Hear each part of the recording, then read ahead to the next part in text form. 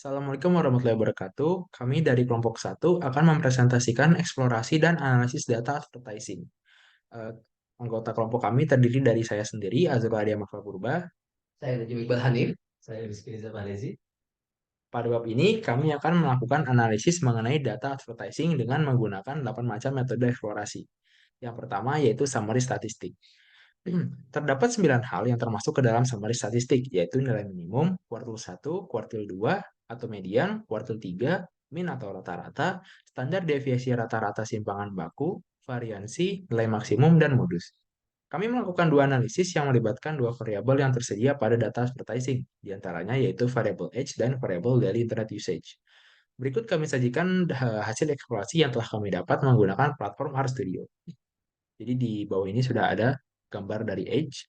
Dari hasil tersebut, kita mendapatkan nilai minimum sebesar 19, kuartil 1 sebesar 29, median sebesar 35, min sebesar 36,01, kuartil 3 sebesar 42, nilai maksimum sebesar 61, simpangan baku sebesar 8,79, variansi sebesar 71,18, dan nilai modus yaitu 31.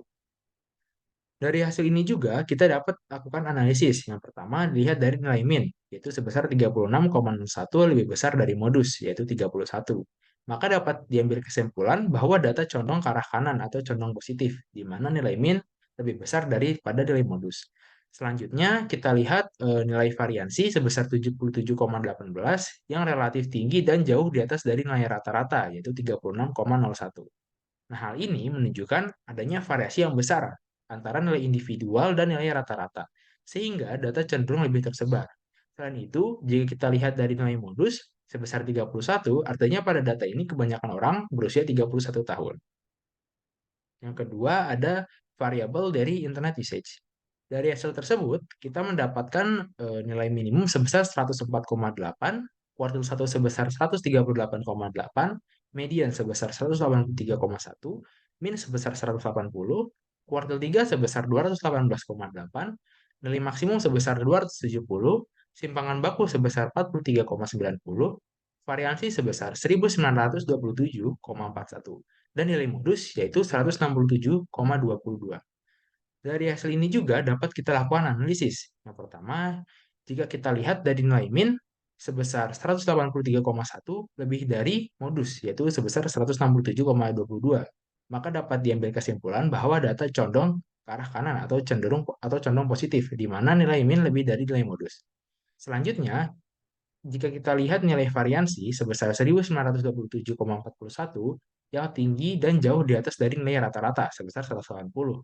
Hal ini menunjukkan adanya variansi yang besar antara nilai individual dan nilai rata-rata, sehingga data cenderung lebih tersebar.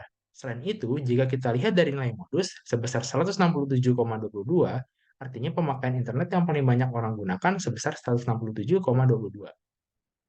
Selanjutnya ada metode histogram. Pada histogram, kita dapat menganalisis ukuran pemusatan data. Kami melakukan dua analisis yang melibatkan dua variabel yang tersedia pada data advertising, di antaranya variabel daily time spent on-site dan variabel age. Berikut kami sajikan hasil eksplorasi yang telah kami dapat menggunakan platform RStudio. Pertama adalah variabel daily time spent on-site. Dari visualisasi histogram di atas, tidak memiliki bentuk simetris, maka kemungkinan data tersebut mengikuti distribusi bimodal atau skewness. Selain itu, pada histogram tersebut terdapat pencilan atau outlier. Hal ini dapat dilihat dari adanya batang yang jauh lebih rendah dari batang-batang lainnya. Adapun data yang ditampilkan memiliki kecondongan ke arah kanan atau cenderung positif. Selanjutnya ada visualisasi histogram dari variabel age. Visualisasi histogram tersebut tidak memiliki bentuk simetris, maka kemungkinan data tersebut memiliki distribusi bimodal atau skewness. Selain itu, pada histogram tersebut terdapat pencilan atau outlier. Hal ini dapat dilihat dari adanya batang yang jauh lebih rendah dari batang-batang lainnya. Adapun data yang ditampilkan memiliki kecondongan ke arah kanan atau cenderung positif. Lalu ada metode box plot. Nah, pada box plot ini kita dapat menganalisis ukuran pemusatan data juga penyebaran data. Kami melakukan dua analisis yang melibatkan dua variabel yang tersedia pada data advertising. Di antaranya yaitu variabel age dan variabel daily internet usage.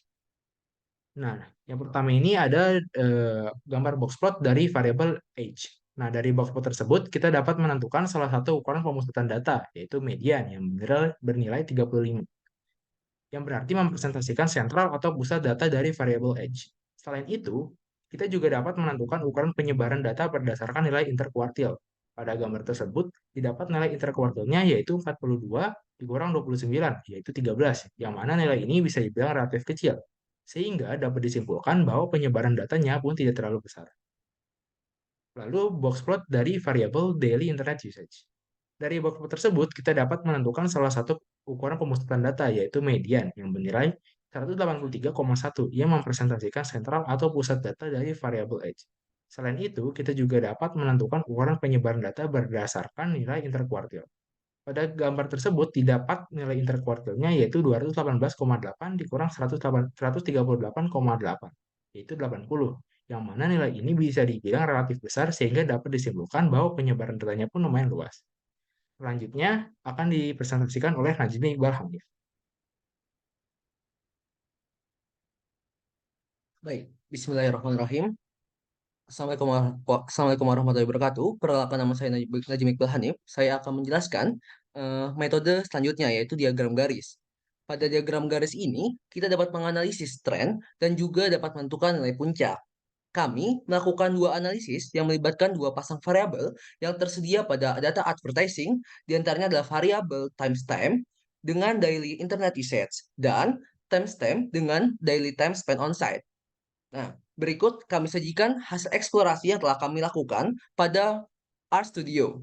Nah, berikut adalah diagram garis timestamp dengan daily internet usage. Pada diagram garis tersebut dapat disimpulkan bahwa penggunaan internet terbanyak terdapat pada bulan Januari. Selain itu, tren yang ditampilkan dari gambar tersebut naik turun atau bisa disebut dengan fluktuatif. Nah, berikut adalah diagram garis timestamp dengan daily time spent on site. Nah, dari diagram garis tersebut dapat disimpulkan bahwa waktu terbanyak dihabiskan dalam situs terdapat pada bulan April, dan tren yang ditampilkan pada gambar tersebut naik turun atau juga bisa dibilang fluktuatif seperti gambar tersebut yang dapat kita lihat pada gambar. Nah, selanjutnya saya akan menjelaskan diagram metode selanjutnya, yaitu diagram pencar. Pada diagram pencar ini, kita dapat menganalisis persebaran data yang ada. Kami melakukan dua analisis yang melibatkan dua pasang variabel yang tersedia pada data advertising.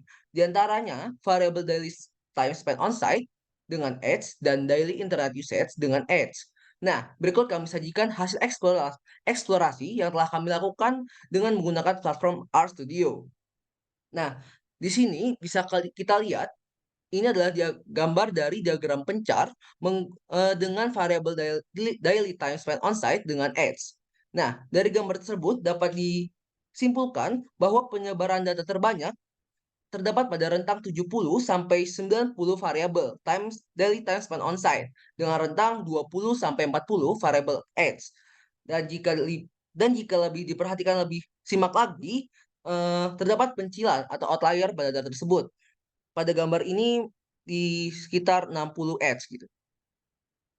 Selanjutnya ada diagram pencar daily internet usage dengan ads. Berdasarkan data di atas, penyebaran data terbanyak terdapat pada rentang 200 sampai 250 daily internet usage dan rentang 25 sampai 40 variable ads. Dan jika lebih diperhatikan lagi, terdapat pencilan outlier pada gambar tersebut. Yang bisa kita outlier itu atau pencilan itu gambar yang titik-titik yang jauh dari yang lainnya gitu. Nah, selanjutnya ada metode lain selanjutnya, yaitu metode korelasi. Pada nilai korelasi, kita dapat menganalisis tentang keterkaitan antara dua variabel.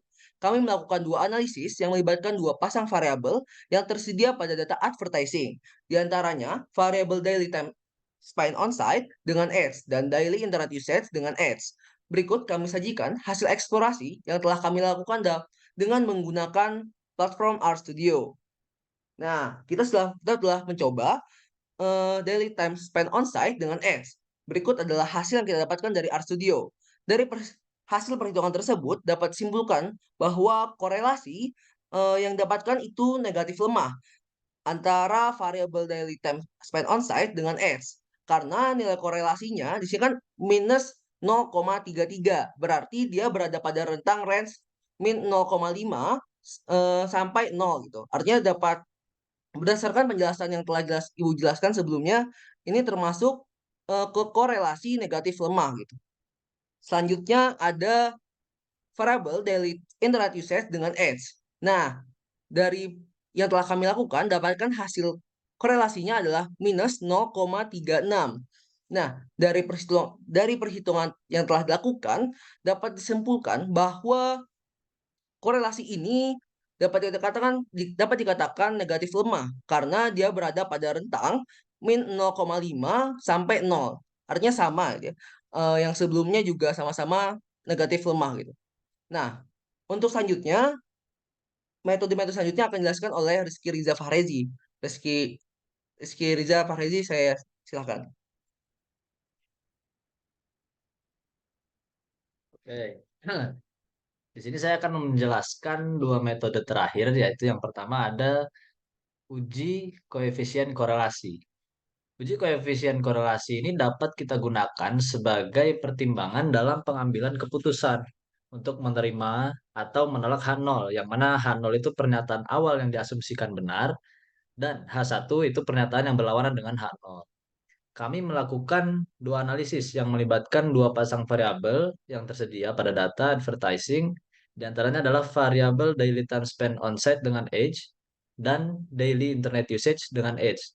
Kemudian berikut kami sajikan hasil eksplorasi yang telah kami dapat menggunakan platform RStudio. Analisis pertama tentang variabel daily time spent on site dan age. Nah, pertama kita harus tentukan dulu H0 dan H1 itu, di mana H0 menyatakan tidak terdapat korelasi linear antara variabel daily time spent on site dan age, dan H1-nya menyatakan terdapat korelasi linear antara variabel daily time spent on site dan age. Seperti yang telah saya katakan tadi, yaitu H0 dan H1 menyatakan hal yang berlawanan. Setelah itu, kami melakukan uji koefisien korelasi dengan menggunakan uji T. Nah, bisa dilihat dari hasil yang ada pada RStudio ini, eh, dari hasil perhitungan tersebut, didapat batas bawah dan batas atas dari kurva T, yaitu negatif 1,96 dan 1,96, serta nilai uji T sebesar negatif 11,1. Karena nilai T tidak berada pada rentang negatif 1,96 dan 1,96, maka dapat disimpulkan bahwa kita dapat menolak H0 dan menerima H1. Artinya terdapat korelasi linier antara variabel daily time spent on site dan variabel age. Selanjutnya, analisis kedua tentang dengan variabel daily internet usage dengan age. Nah, pertama ini kita lakukan langkah yang sama. Pertama kita menentukan dulu H0 dan H1 terlebih dahulu, di mana H0 yang menyatakan tidak terdapat korelasi linear antara variabel daily internet usage dan variabel age, dan H1 menyatakan pernyataan yang berbalik, yang berlawanan dengan H0, yaitu terdapat korelasi linear antara variabel daily internet usage dan age. Setelah itu, kita lakukan hal yang sama, yaitu melakukan uji koefisien korelasi dengan menggunakan uji T, dan dari hasil perhitungan yang telah dilakukan, didapat batas bawah dan batas atas dari kurva T, yaitu negatif 1,96 dan positif 1,96, serta nilai uji T sebesar negatif 12,47. Karena nilai T tidak berada pada rentang negatif 1,96 dan 1,9 dan positif 1,96, maka dapat disimpulkan bahwa kita dapat menolak H0 dan menerima H1, yaitu H1-nya adalah terdapat korelasi linear antara variabel daily internet usage dan variabel age. Kemudian metode terakhir yaitu model regresi linear sederhana. Nah, pada model regresi linear itu kita dapat menentukan hubungan antara variabel independen atau biasa disebut dengan variabel X dan variabel dependen, biasa disebut dengan variabel Y. Koefisien regresi linear mengindikasikan seberapa besar perubahan dalam variabel dependen yang diharapkan terjadi ketika variabel independen berubah sebesar satu satuan. Kami melakukan dua analisis yang melibatkan dua pasang variabel yang tersedia pada data advertising, di antaranya variabel daily time spent on site dengan variabel age dan variabel area income dengan variabel age. Selanjutnya berikut kami sajikan hasil eksplorasi yang telah kami dapat menggunakan platform RStudio. Pertama, ada analisis mengenai variabel daily time spent on site dengan variabel age. Nah, kita tentukan variabel daily time spent on site sebagai variabel dependent dan variabel age sebagai variabel independent yang akan mempengaruhi variabel independent. Dari perhitungan tersebut, kita dapatkan persamaan regresi linear, yaitu Y sama dengan negatif 0,5982X ditambah 86,5414. Nah, angka ini didapat dari hasil perhitungan di mana negatif 0,5982 ini adalah koefisien daripada variabel independen, di mana variabel independennya adalah variabel X. Nah, karena koefisien dari variabel dependen tersebut bernilai negatif, maka kita tahu bahwa grafik akan condong ke kiri. Karena koefisien dari variabel X ini kan menyatakan gradien, di mana gradien yang negatif itu menunjukkan bahwa grafik condong ke kiri. Nah, oleh sebab itu dapat disimpulkan bahwa semakin besar umurnya, maka semakin sedikit penggunaan waktu harian seseorang dalam suatu situs. Begitupun sebaliknya. Kemudian selanjutnya analisis kedua tentang variabel area income dan variabel age. Nah, ini kita lakukan hal yang sama, yaitu pertama kita tentukan variabel area income sebagai variabel dependent dan variabel age sebagai variabel independent yang akan mempengaruhi variabel independent yang akan mempengaruhi variabel dependent. Dari perhitungan tersebut, kita dapatkan persamaan regresi linear yaitu Y sama dengan negatif 278,8. Ini juga didapat dari perhitungan dari RStudio di mana negatif 278,8 ini merupakan koefisien daripada variabel independen yaitu X atau variabel H di sini.